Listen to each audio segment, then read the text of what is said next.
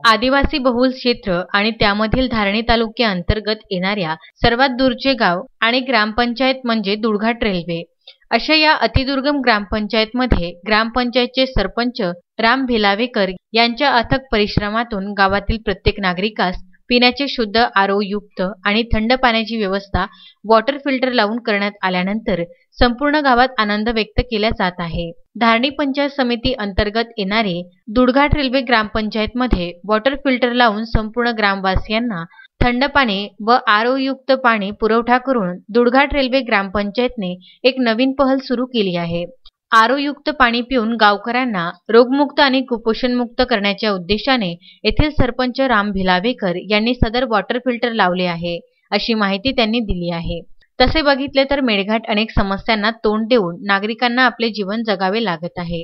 मात्र दुसरीकडे मेळघाटातील काही ग्रामपंचायती अशा आहेत की त्या ग्रामपंचायतमध्ये सरपंचांच्या वारंवार केलेल्या पाठपुराव्यामुळे ग्रामपंचायत व तेथील नागरिक विकासाच्या मार्गावर दिसून येत आहे। याचेच एक नाविन्यपूर्ण उदाहरण दुडघाट रेल्वे ग्रामपंचायत अंतर्गत बघावयास मिळत आहे।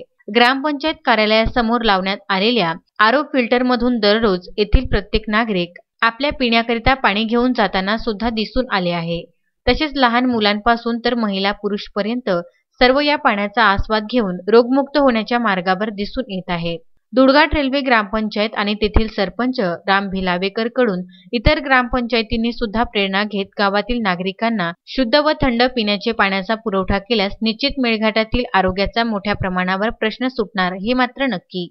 आदिवासी बहुल क्षेत्र म्हणून मेळघाटाची ओळख आहे, पण मेळघाटात आपल्याला सद्यस्थितीमध्ये दुडघाट रेल्वे ग्रामपंचायत अंतर्गत एक चांगले चित्र दिसून येत आहे।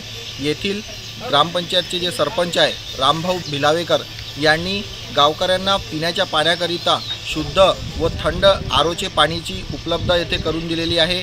यावरून दिसून येते की मेळघाटातील ग्रामपंचायत सुद्धा अग्रेसर असून येथील ग्रामस्थ याचा आस्वाद घेत आहे। धारणी येथून तश्मीन शेखसह सुलेमान मेमन, जुगल किशोर जयस्वाल यांचा हा वृत्तांत।